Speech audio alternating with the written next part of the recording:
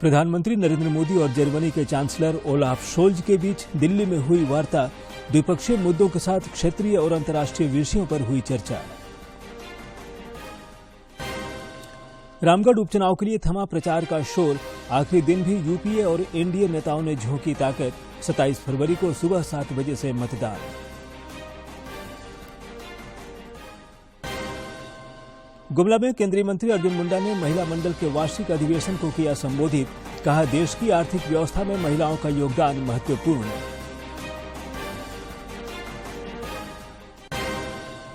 और राज्य के युवाओं को रोजगार से जोड़ने के लिए बोकारो और सरायकेला में रोजगार मेले का आयोजन। सैकड़ों युवाओं को दिए गए नियुक्ति पत्र।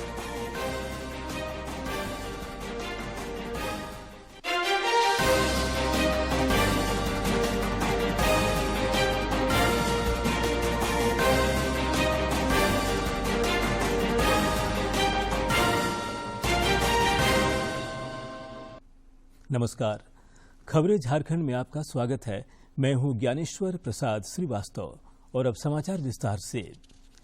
प्रधानमंत्री नरेंद्र मोदी ने कहा है कि मेक इन इंडिया और आत्मनिर्भर भारत से देश में उत्पन्न हो रहे अवसरों के प्रति जर्मनी की रुचि से उनका उत्साहवर्धन हुआ है।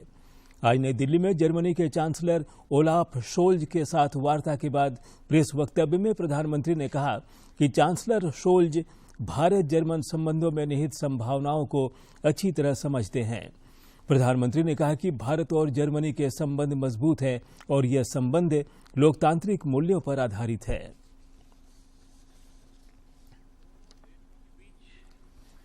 सांस्कृतिक एवं आर्थिक आदान प्रदान का भी लंबा इतिहास रहा है।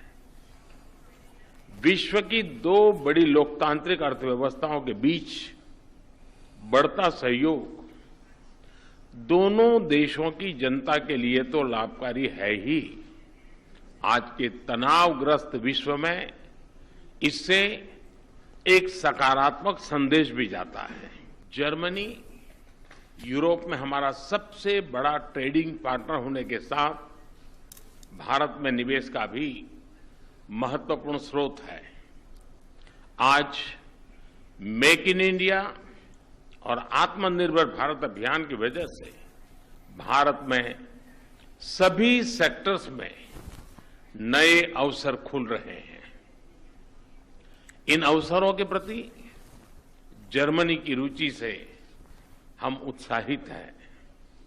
चांसलर शोल्ज के साथ आज आया हुआ बिजनेस डेलीगेशन और भारतीय बिजनेस लीडर्स के बीच एक सफल बैठक हुई और कुछ अच्छे एग्रीमेंट भी, बड़े महत्वपूर्ण एग्रीमेंट भी हुए। Digital transformation, fintech, IT, telecom और सप्लाई चेन्स के डाइवर्सिफिकेशन जैसे विषयों पर हमें दोनों देशों के प्रमुख इंडस्ट्री लीडर्स के उपयोगी विचार और सुझाव भी सुनने को मिले। इससे पहले जर्मन चांसलर ओलाफ शोल्ज ने दिल्ली में महात्मा गांधी के समाधि स्थल पर जाकर श्रद्धांजलि अर्पित की। श्री शोल्ज 2 दिवसीय दौरे पर भारत आए हैं। भारत पहुंचने पर उनका राष्ट्रपति भवन में भव्य स्वागत किया गया।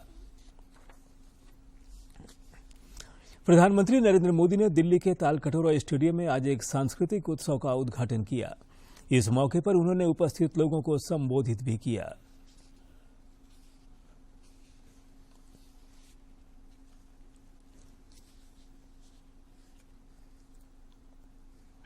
ಕರ್ನಾಟಕ ಸಂಘ ಎಲ್ಲಾದರೂ ಇರು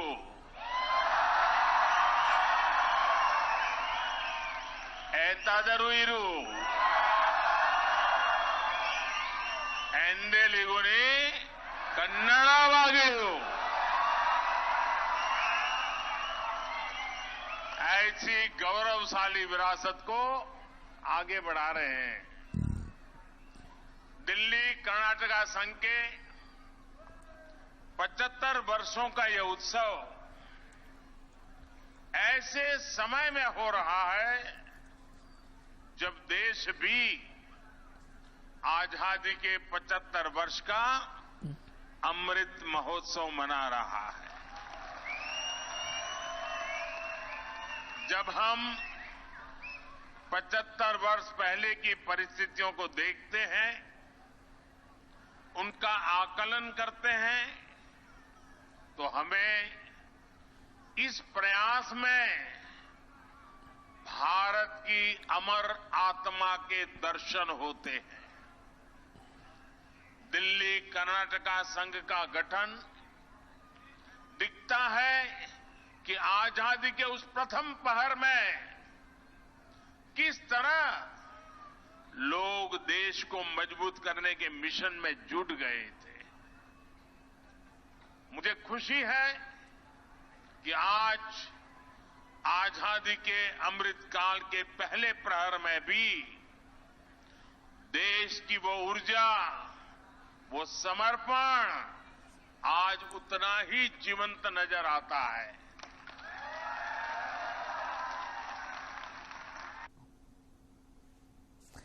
झारखंड के राज्यपाल सीपी राधाकृष्णन ने आज नई दिल्ली में रक्षा मंत्री राजनाथ सिंह से मुलाकात की। यह एक शिष्टाचार भेंट थी। इस दौरान दोनों के बीच कई मसलों पर चर्चा भी हुई।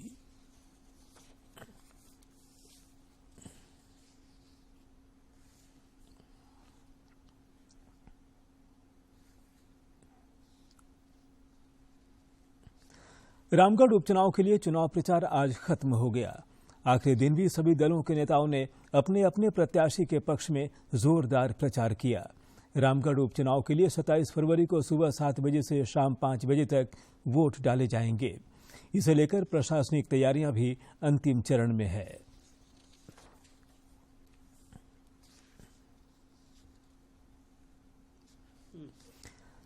राजधानी रांची में 2 और 3 मार्च को प्रस्तावित G20 समिट को लेकर तैयारियां तेज कर दी गई हैं।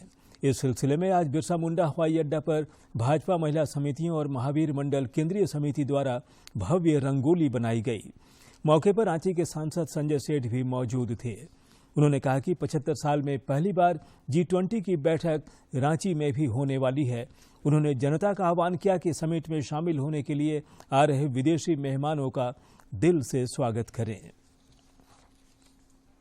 हम भी हैं तैयार, और रांची के लिए अवसर इसलिए कि देश और दुनिया से पत्रकार, ब्यूरोक्रेट्स और वहाँ के हेड्स आएंगे, रांची आएंगे, तो वहाँ का वेदर, यहाँ के अच्छे लोग, यहाँ की ग्रीनरी, यहाँ के ग्रीन हिल्स, यहाँ का पतरातू डैम, वाटरफॉल्स, और कह सकते हैं कि एक अच्छा शहर देखने को मिलेगा। एक अवसर है पर्यटन इंडस्ट्री को बढ़ाने के लिए, एक अवसर है कि इन्वेस्टर को अपनी ओर खींचने के लिए। आओ देखो कितना अच्छा सुंदर शहर है रांची।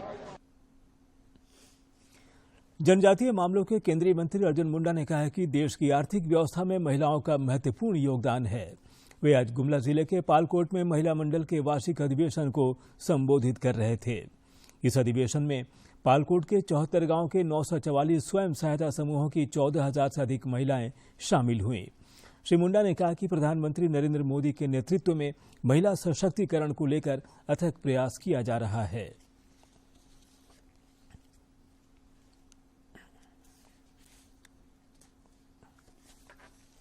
इस गांव के बच्चों के माध्यम से उसको अच्छा शिक्षा मिलना चाहिए, अच्छा अवसर मिलना चाहिए, और उसको अच्छा अवसर हम तभी दे सकते हैं जब गांव में, घर में खुशहाली हो, घर में अभाव रहेगा, घर में तनाव रहेगा, बच्चा का ध्यान नहीं रहेगा तो कैसे पढ़ाई लिखाई करेगा। और इसलिए अभी इसी पर कोशिश हो रहा है, और मुझे बेहद खुशी है कि इस मंडल में हमारी बहन सुसेना लकड़ा जैसे के नेतृत्व में, JSLPS के हमारे जो यंग कोऑर्डिनेटर है उन लोगों के नेतृत्व में ये सारी चीजों को गुमला में प्रोडक्शन मैनेजमेंट किया जा रहा है।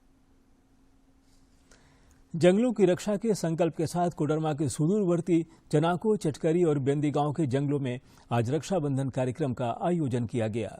इस कार्यक्रम में उपायुक्त आदित्य रंजन और DFO सूरज कुमार सिंह मुख्य रूप से मौजूद थे। जंगल के बीचों बीच बने वेदी पर विधि विधान से पूजा अर्चना के बाद मौजूद अधिकारियों ने वृक्षों में रक्षा सूत्र बांधकर उसकी रक्षा का संकल्प लिया। मौके पर मौजूद ग्रामीणों ने भी पेड़ों पर रक्षा सूत्र बांधा। इस मौके पर उपायुक्त आदित्य रंजन ने कहा कि ग्रामीणों के संकल्प के बाद निश्चित तौर पर इन जंगलों को सुरक्षित और संरक्षित किया जा सकेगा। जंगल है उनको बचाने का संकल्प ग्रामीण खुद लें, क्योंकि हम लोग भी जानते हैं कि जो हम लोगों का वर्कफोर्स है वो ये काम नहीं कर सकता है अगर अकेले चाहे। जब ग्रामीणों का सहयोग मिलेगा, उनका जागरूकता रहेगा कि वो खुद जंगल को नष्ट ना करें और ना किसी को करने दें, तभी ये जंगल हमारे बच सकते हैं। तो हम लोग पेरीफेरी जो है, गांव के आसपास के जो जंगल हैं उसका चिन्हितीकरण करते हैं। डीएफओ सूरज कुमार सिंह ने कहा कि वन्य प्राणियों के साथ साथ वनों की सुरक्षा के लिए रक्षाबंधन कार्यक्रम काफी अहम साबित हो रहा है। सारे स्वावलंबी ग्रामों में विशेष रूप से कर रहे हैं और जो जंगली जानवर जो ग्रामीण क्षेत्रों में प्रवेश कर जाते हैं उसका मुख्य कारण है जंगलों का नष्ट होना। तो जंगल अगर ज़्यादा घने होंगे, वहाँ पे पानी की पर्याप्त सुविधा होगी, वहाँ से कटाई बंद होगी, तो जंगली जानवर जो हम लोग के बाहर निकल रहे हैं वो बाहर निकलना बंद हो जाएंगे। तो ये वृक्ष रक्षाबंधन जो है, ग्रामीण अगर खुद से संकल्प ले लेते हैं कि जंगल बचा रहेगा तो जो जंगली जानवर बाहर निकलते हैं, नीलगाय, जंगली सुअर। पूर्वी सिंहभूम जिले के घाटशिला अंचल कार्यालय में आज आपदा प्रबंधन विभाग की ओर से एक कार्यक्रम आयोजित कर 18 मृतकों के आश्रितों को करीब 8 लाख रुपए की मुआवजा राशि प्रदान की गई। मौके पर अन्य लोगों के अलावा विधायक रामदास सोरेन भी मौजूद थे। सरायकेला खरसावां जिले में रोजगार मेले का आयोजन किया गया। मेले में उपस्थित राज्य के आदिवासी कल्याण और परिवहन मंत्री चंपई सोरेन ने करीब 500 युवक युवतियों को नियुक्ति पत्र सौंपे। इस मौके पर उन्होंने कहा कि राज्य सरकार युवाओं को रोजगार से जोड़ने के लिए प्रतिबद्ध है। कार्यक्रम को खरसावां विधायक दशरथ गागराई समेत अन्य लोगों ने भी संबोधित किया।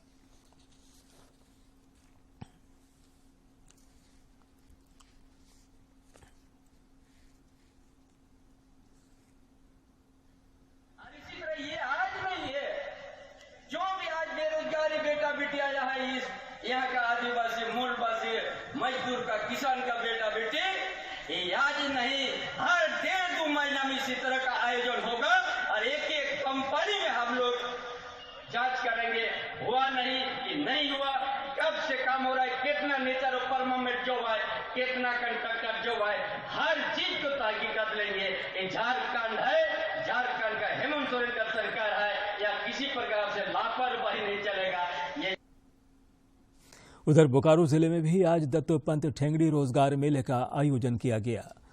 रोजगार मेले में जिले की कुल 31 कंपनियों के प्रतिनिधियों ने भाग लिया। इस दौरान 217 भर्तियों का चयन रोजगार के लिए किया गया। इनमें से 65 युवाओं को ऑन स्पॉट नियुक्ति पत्र दिए गए। बोकारो जिले के चास स्थित सरकारी औद्योगिक प्रशिक्षण संस्थान परिसर में श्रम नियोजन प्रशिक्षण और कौशल विभाग एवं अवर प्रादेशिक नियोजनालय द्वारा आयोजित दत्तोपंत ठेंगड़ी रोजगार मेले का उद्घाटन उपायुक्त कुलदीप चौधरी और उप विकास आयुक्त कीर्ति श्री जी ने किया। इस मौके पर उपायुक्त ने कहा कि मेले के जरिए युवाओं को रोजगार से जोड़ने का लक्ष्य रखा गया है। लोकल यूथ है, उनको यहाँ पर मेले में ऑन द स्पॉट रजिस्ट्रेशन करा के उनकी जो एलिजिबिलिटी है और कंपनी की जो डिमांड है उनके बीच में हम लोग समन्वय स्थापित करके एक सेतु का कार्य करें और अधिक से अधिक संख्या में लोगों को नियोजन दिलवा सकें। मौके पर उप विकास आयुक्त ने कहा कि सरकार की महत्वाकांक्षी सोच और जिला प्रशासन की पहल से रोजगार मेले का आयोजन किया जा रहा है। उन्होंने कहा कि रोजगार की संभावना बढ़ाने के लिए जिला प्रशासन हमेशा प्रयासरत है। अच्छे एजुकेशनल इंस्टीट्यूशंस हैं जो विद्यार्थियों को शिक्षण दे रहे हैं और वही दूसरे ओर इसको इंडस्ट्रियल डिस्ट्रिक्ट भी माना जाता है, जो इसमें पीएसयू प्लांट भी हैं और अनेक प्राइवेट सेक्टर इंस्टीट्यूशंस भी उपस्थित हैं और इन दोनों के बीच में एक समन्वय स्थापित करने के लिए ऐसे रोजगार मेला अत्यंत महत्वपूर्ण भूमिका निभाती है। रोजगार मेले में बड़ी संख्या में युवाओं ने उत्साहपूर्वक भाग लिया। कई युवाओं को ऑन स्पॉट नियुक्ति पत्र भी दिए गए। दूरदर्शन समाचार के लिए ब्यूरो की रिपोर्ट। औद्योगिक नगरी जमशेदपुर का एक इंजीनियरिंग कॉलेज उद्घाटन का बाट जोह रहा है। जिस इंजीनियरिंग कॉलेज में एक साल में 100 विद्यार्थियों को इंजीनियर बनाने का लक्ष्य रखा गया था, आज वहां सैकड़ों जहरीले सांप और बिच्छू पल रहे हैं।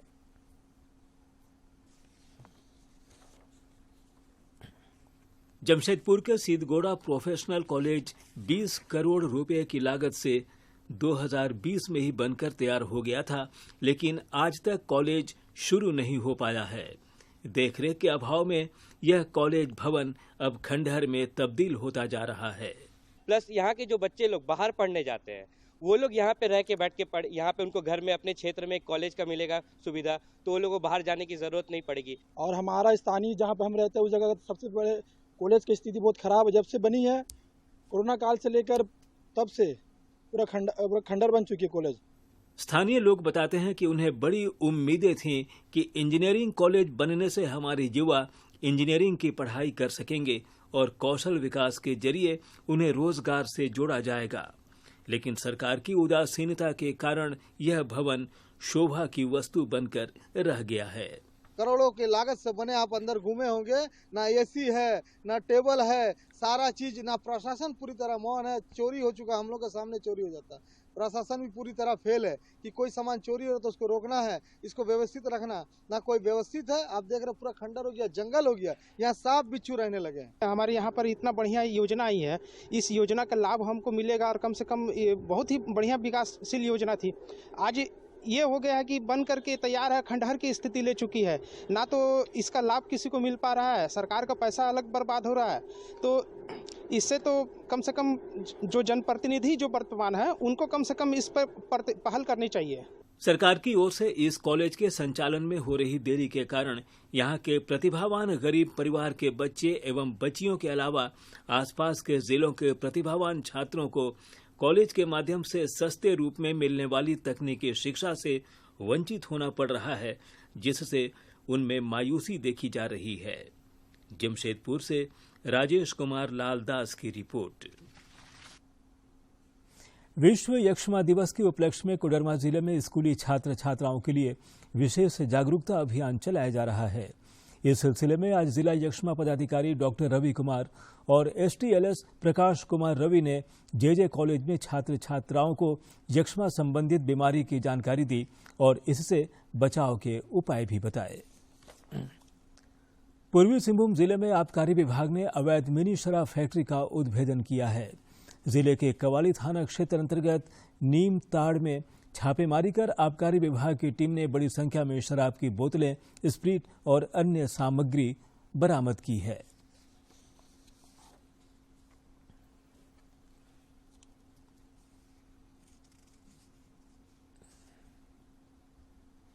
एरिया में चूंकि वो बॉर्डरिंग एरियाज है, वहाँ से हम लोग को सूचना हमेशा मिलता था कि अवैध शराब का कारोबार होता है। 2-4 बार पहले भी हम लोग इस टाइप का अवैध शराब का फैक्ट्री कहिए जो भी कहिए इसको पकड़ चुके हैं, उद्भेदन उसका किया जा चुका है और उसमें कुछ केस को हम सीआईडी को दे चुके हैं ऑलरेडी, जिसके पीछे कौन सा है। अभी होली का समय है, प्रत्येक जिला में ये लोग क्विक मनी है, इसमें जल्दी मनी कमाएगा कम इन्वेस्टमेंट में, तो ये लोग करते हैं। हम लोग रात में हम लोग को सूचना मिली जो वहाँ भी एक मकान नया बन रहा है जिसमें बाउंड्री है, वहाँ रखा हुआ है। तो हमारा टीम 12 बजे रात में यहाँ से निकला और 2 बजे 1-2 के बीच में वहाँ दबिश दिया गया। तो ये जितने रामगढ़ जिले में प्रतिबंधित उग्रवादी संगठन जेजेएमपी से ताल्लुक रखने वाले 2 अपराधियों को गिरफ्तार किया गया है। इन अपराधियों के पास से हथियार भी बरामद किए गए हैं। जिले के पुलिस अधीक्षक पीयूष पांडे ने बताया कि पिछले दिनों वासु पार्टी के नेता मनोज मुंडा की हत्या में इन दोनों अपराधियों की संलिप्तता रही है।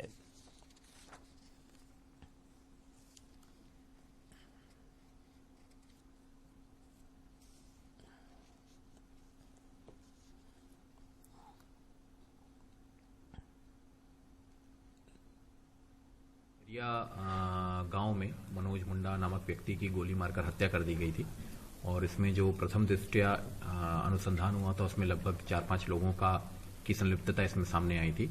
उसके बाद कांड के त्वरित अनुसंधान और अपराधियों की गिरफ्तारी के लिए एक विशेष अनुसंधान टीम का गठन किया गया था, जिसको एसडीपीओ पतरातू लीड कर रहे थे। साथ में विभिन्न थाना प्रभारी भी इस टीम में शामिल थे। तो इस कांड में अनुसंधान करते हुए और आसूचना संकलन करते हुए कुल 2 अपराधियों को गिरफ्तार किया गया है। पोषाहार केंद्र के रूप में चिन्हित आंगनबाड़ी केंद्रों में व्यापक बदलाव हो रहा है। कोडरमा के आंगनबाड़ी केंद्रों में आधारभूत संरचनाओं का तो विकास हो ही रहा है, ये केंद्र अब निजी स्कूलों को कड़ी टक्कर भी दे रहे हैं।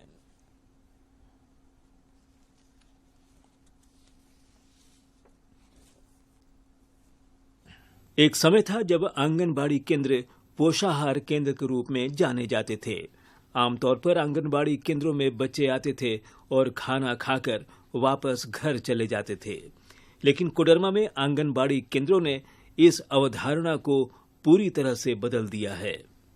बच्चे खुद से आना चाहते हैं, उत्साह के साथ खुद से आंगनबाड़ी में आते हैं। बच्चों की संख्या भी बढ़ गई।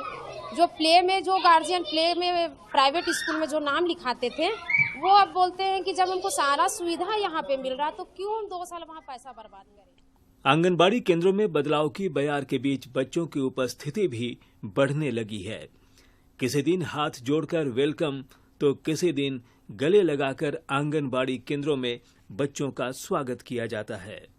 इसके अलावा बच्चों के पढ़ने लिखने से लेकर मनोरंजन की तमाम सुविधाएं भी आंगनबाड़ी केंद्रों में बहाल की गई, जैसा एक निजी प्ले स्कूल में होता है।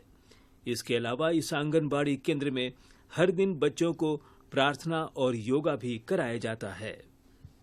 जी, बच्चे लोग आते हैं तो पहले वेलकम कराते हैं सर, केमारी वाला भी, कभी टीका वाला, कभी फूल वाला, मतलब हर तरह का वेलकम कराते हैं। फिर बच्चे लोग को बैठाते हैं, उसके बाद फिर प्रार्थना कराते हैं, फिर योगा कराते हैं। उसके बाद फिर बच्चा लोग को बैठा के हलवा बनाते हैं, ABCD पढ़ाते हैं। फिर दीवार में सब है चित्र बना हुआ, सभी सब देख के पढ़ाते हैं।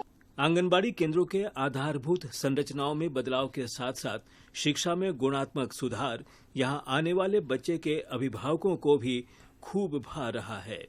निजी प्ले स्कूल की जगह सरकारी आंगनबाड़ी केंद्र में अपने बच्चों को भेजकर अभिभावक भी संतुष्ट हैं। आंगनबाड़ी में इसलिए भेजते हैं, एक तो हम लोग मीडियम क्लास हैं तो अभी बैठने के लिए वहाँ पर मतलब 500-600 रुपया खाली फिक्स मतलब आम स्कूल में लेता है। यहाँ पर मतलब बहुत चीज सीख रहा है, बैठने उठने के लिए, खेलने कूदने के लिए, सब चीज के लिए सीख रहा है, इसलिए यहाँ पर मतलब अभी भेज रहे हैं। पहले तो बहुत अच्छा है, चेंज हो गया। बच्चा लोग का खिलौना है, घूमने का, पढ़ने का हर चीज है, दीवार में लिखा है। बच्चा को सिखाने की कोई जरूरी नहीं है, बच्चा खुद अपने पढ़ता है। उपायुक्त आदित्य रंजन ने बताया कि समाज कल्याण विभाग और सेविका सहायिका की मेहनत के साथ साथ लगातार मॉनिटरिंग से आंगनबाड़ी केंद्रों में व्यापक बदलाव आया है। जहां कल तक बच्चे लंगर के रूप में आंगनबाड़ी केंद्र आते थे और वापस लौट जाते थे, वहीं आज एक एक आंगनबाड़ी केंद्रों में 40 से 50 बच्चे प्रतिदिन आते हैं। कि अभी हमारे यहाँ 749 आंगनबाड़ी केंद्र है और लगभग 500 से ज़्यादा आंगनबाड़ी में फंक्शनल पोषण वाटिका जो है वो काम कर रहा है। और सभी आंगनबाड़ी में जो उपस्थिति हम लोगों को हमेशा से जो एक परिकल्पना है आंगनबाड़ी की कि बस लंगर जैसा खुलता है, 8-10 बच्चे आते हैं, 30 का अटेंडेंस बनता है, ये सब पूरा बदल गया है। और मैं दावे के साथ कह सकता हूं कि ये सारे आंगनबाड़ी, लगभग 500 से ज़्यादा आंगनबाड़ी का सर्वे हम लोग कर चुके हैं जिला स्तर से। बच्चों के बैठने के लिए आकर्षक टेबल कुर्सी, कमरे की दीवारों पर पढ़ाई लिखाई को लेकर उकेरी गई तस्वीरें और झूले बच्चों को यहाँ निजी प्ले स्कूल की फीलिंग देते हैं और यह बदलाव बुनियादी शिक्षा के लिए एक बानगी साबित हो रही है। कोडरमा से गजेंद्र बिहारी सिन्हा की रिपोर्ट। प्रधानमंत्री नरेंद्र मोदी कल मन की बात कार्यक्रम के जरिए देशवासियों के साथ अपने विचार साझा करेंगे। इसका सीधा प्रसारण दूरदर्शन और आकाशवाणी के सभी नेटवर्क पर किया जाएगा। इसके अलावा मन की बात कार्यक्रम का प्रसारण दूरदर्शन समाचार और आकाशवाणी समाचार के YouTube चैनल पर भी किया जाएगा। संघर्षों के कुछ किस्से, कहानी कुछ सफलताओं की, अनकही विरासत की, उम्मीदें नए भारत की। महीने के आखिरी रविवार का रहता है इंतजार। ब्रह्मपुत्र के घाट से हिमालय के विस्तार तक होती है मन की बात प्रधानमंत्री के साथ। तो सुनिए इस महीने 26 फरवरी सुबह 11 बजे आकाशवाणी और दूरदर्शन के सभी चैनलों पर।